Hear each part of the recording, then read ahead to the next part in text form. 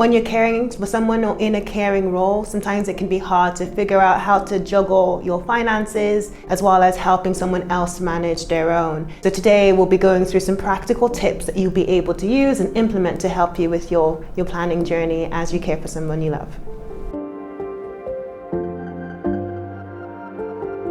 So when it comes to managing the cost of living, the first thing is to look at what's essential. Utilities, housing, whether that's rent or a mortgage, energy, food. Seeing what those big categories cost and finding a way to minimize them is the first step. Then when it comes to budgeting, there are different tips that you can try using in your own finances. One popular one is the 50-30-20 rule, where 50% of your income goes towards the needs or the essentials like we just mentioned there. 30% goes to more the wants, and then 20% goes towards your savings. So life happens and circumstances change. So it's important to try to factor that into your budget as well. So having some form of buffer or a cushion, whether it's 10 to 20 pounds, so that if anything unexpected should happen, you go straight to your cushion without it impacting how much you want to save towards other goals. Well, things are always changing, especially now with tariffs increasing for the energy companies. And so looking at price comparison sites to help you find the best deal and make sure that you're minimizing your expenses as much as possible. So the next thing we're going to unpack is managing someone else's finances as well as your own.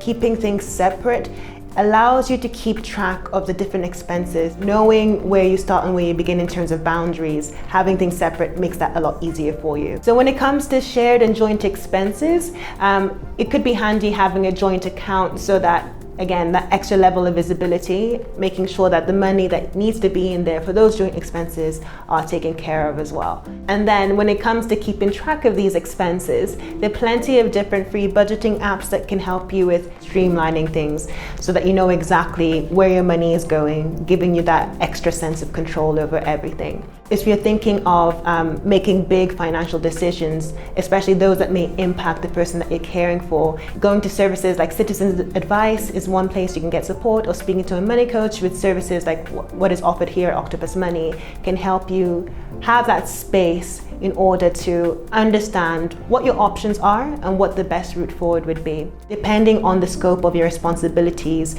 when it comes to financial decisions for the person that you're caring for, putting into place something like a lasting power of attorney means that you're still able to continue giving them that level of support where making financial decisions are concerned. Some tangible tips to help you with alleviating some of that financial stress by getting some additional money in. So if you're caring for someone for more than 35 hours per week, then you might be eligible for carer's allowance. You may be able to get a reduction on your council tax rate, especially since that tends to be an important essential cost that can be quite expensive depending on which part of the country that you live in. When it comes to your energy costs, that's another important essential cost that can be covered and you can get some financial support for. So one last and very important thing is when you're caring for someone, it can be so easy to be so focused on what they need that you may overlook, maybe sometimes neglect the things that you need as well. So looking into services offered by platforms like Carers UK can be a quick and easy way for you to make sure that you get the support that you need as well.